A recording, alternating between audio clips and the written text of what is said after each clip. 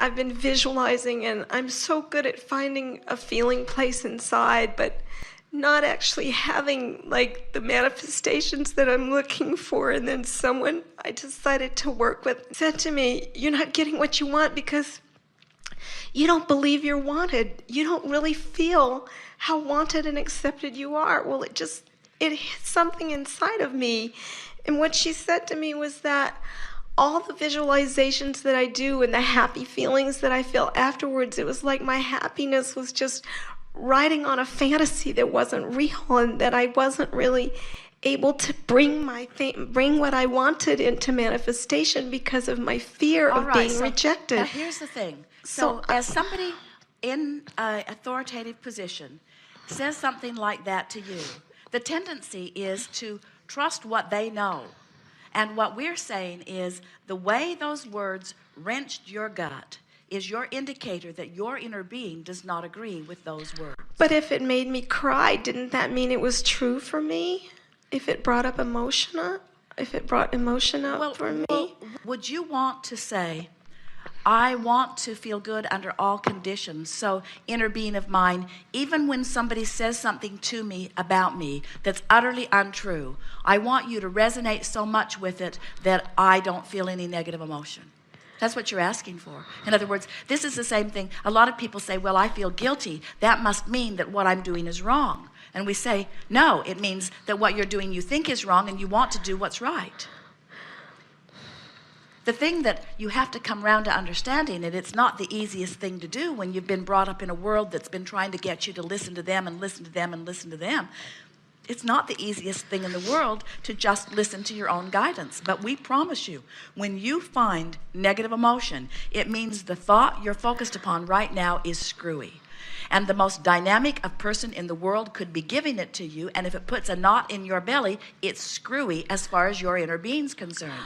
And we want you to say, whether it's Abraham or anyone else that has offered the word to you that feels that way, that you've got to trust everything within you more than you do anything outside of you, because nobody else can know. First of all, nobody else knows who you were coming into this experience. Nobody else knows what you've been living every step along the way. Nobody else knows who you have become as an expanded being. As you are in a place where you're beating the drum of what you don't want, it's very easy to say, you know, you're holding yourself apart from what you want, and that may very well have been the only thing that this person was saying to you. Right now, this person could feel discord between who you really are and what you really want and what you're thinking about yourself right here and now.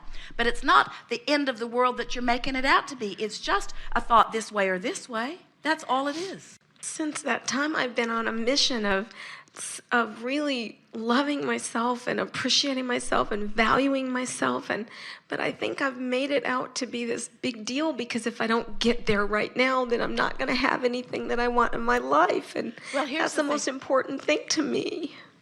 Well, here's the thing. You can't not win, because sooner or later you're going to croak and you're going to become who you've been. So you can't not benefit by the way life has caused you to expand. And as you just try to soften the way you feel, in other words, the pleading in your voice is to say, someone that I believe in, somebody that I trust, make me understand. And we want to say to you, the understanding will come when the relief comes. And so far, since you've been sitting here, you've made no effort whatsoever to change the way you feel. You've made an effort to explain your point of view. You've made an effort to back it up by this very strong, influential person that gave you this information. But you have not yet made any effort to turn and go with the flow. And we understand that, because sometimes there's enough momentum going that way that it just feels like it has you by the throat. Someone said to us one day, Abraham, it feels like my thoughts are thinking me. That's what the momentum of law of attraction does. Whatever thought you've got activated, law of attraction will bring you more of it. But sooner or later, you have to decide, this isn't working for me, and let me see if I can find another way of going about it. It's not so different than anyone walking into a situation where they let what's happening dominate their vibration, and it has to get pretty out of whack before they decide to take a stand and offer a vibration differently. So what are the thoughts that I can think from where I'm at right now? Well, you have to find them, so try. So where am I? Am I in hopelessness, or am I mad? What does it matter? You know how you feel. Can you find a thought that feels better? In other words, does it matter where you put your boat in? Doesn't matter if you put your boat in here, if you put your boat in here. Doesn't matter where you put it in. Turning it downstream is the only thing that matters, and you can feel which thoughts feel better.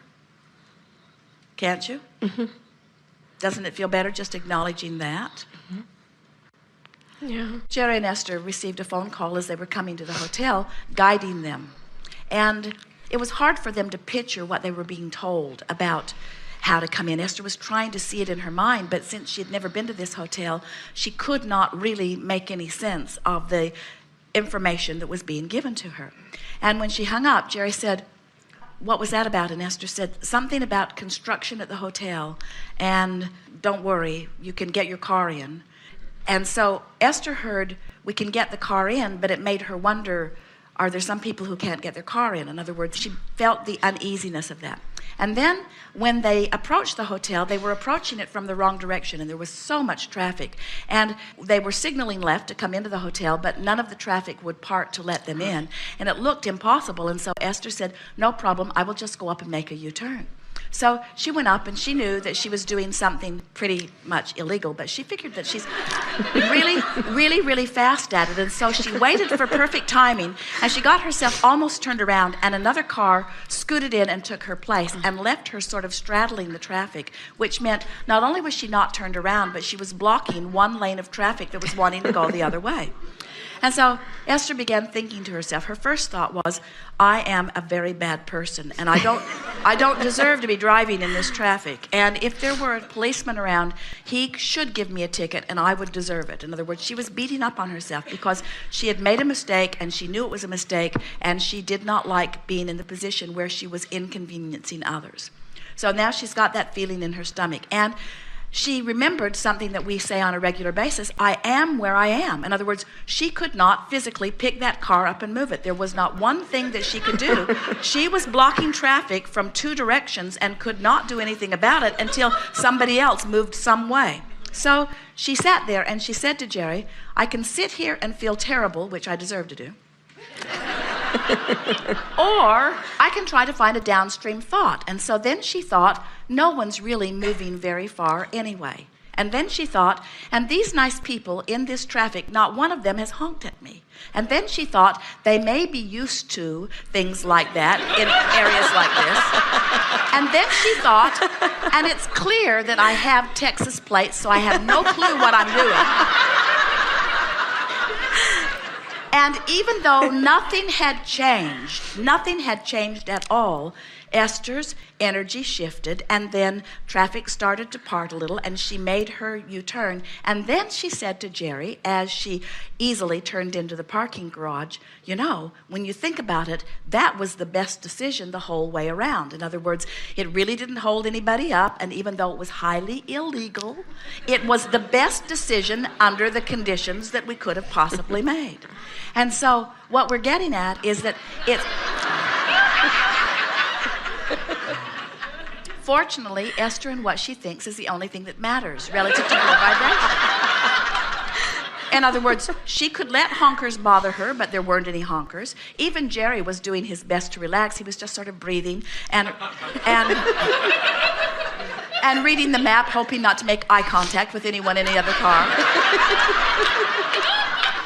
And mostly they were laughing because what a strange situation to be in. And Esther drives this monster bus all around and never gets herself in a jam like that. And here she is out here flexible. And the whole thing was really funnier than it was tragic. And it was more comical than it was anything else. And so all is very well. And what we're getting at is that you have the opportunity in every situation like that. Now, granted, this was not a very meaningful situation. Holding somebody up in traffic is not the end of the world. But many people let something like that get them off on the wrong foot, and so they're observing what is, they take it the wrong way. Now they've taken it the wrong way, they've got something activated, now they have something activated, and now law of attraction gives them more, and so it's just a cycle. It's like a chain of pain that never stops giving itself to you.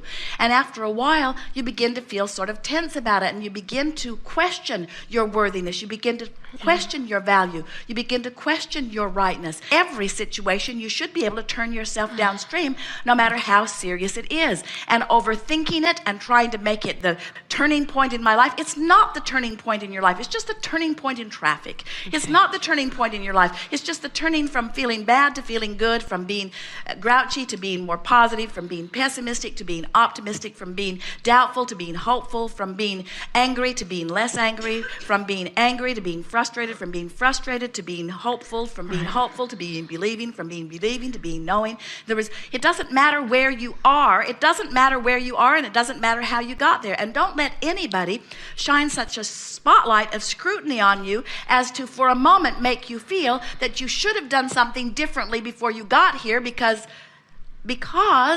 what does that mean? You should have done something differently before you got here. In other words, that doesn't help you when you're straddling lanes in traffic. I kind of know that. I kind of know that I could have made some other choices, but that doesn't undo where I am right now. And so now the best I can do is the best that I can do. And we want to announce to you so emphatically that you never forget it, it's enough. And it has to be enough because it's all you got. It has to be enough because it's all you've got. You don't have any other options other than to just feel a little better now. And when you make peace with that, and you do feel a little better now, you get feeling so very good. You get feeling so good that when something that before would have been a big deal to you, it's not a big deal to you. So it really is just really monitoring my feelings so I can take myself out of boot camp today then. Well, at first we said, don't monitor your thoughts. Instead, pay attention to the way you feel. To you, we want to say, don't pay so much attention to the way you feel because you've got yourself in a knot. Yeah. Instead, say, I mostly feel pretty good, and I'm going to give myself a break. Yeah, I can do that. You've got to let go of the grip you've got. You've been trying to psychoanalyze your life, and teachers do that, you know. There's a room full of you here that do that, where you want to teach others, you're such an uplifter, and you want to lead by example. Esther really doesn't like it when her voice is froggy because she thinks her voice should be ready for her to deliver the very best that Abraham has to give. And we like the example of imperfection that she offers because when you ask yourself to be perfect, you ask the impossible. That's like saying, I don't want this hot stove to hurt me, so I'll put Novocaine in my hands. There. Now the hot stove, now it doesn't hurt me. Now I am an enlightened being because I feel joy no matter what. And we say, but the skin is burning from your hands, and you say, doesn't matter. I can't feel it. And we say, yes, it does matter. That's why you want to be sensitive. You want to be sensitive. You don't want to be insensitive. You want to be sensitive to the vibrational mix between you and you see. But not oversensitive. You don't want to be so sensitive that you freak out every time you're not going exactly the way you want it to go, because that implies that you don't get the biggest thing of all. And you know what the biggest thing of all is?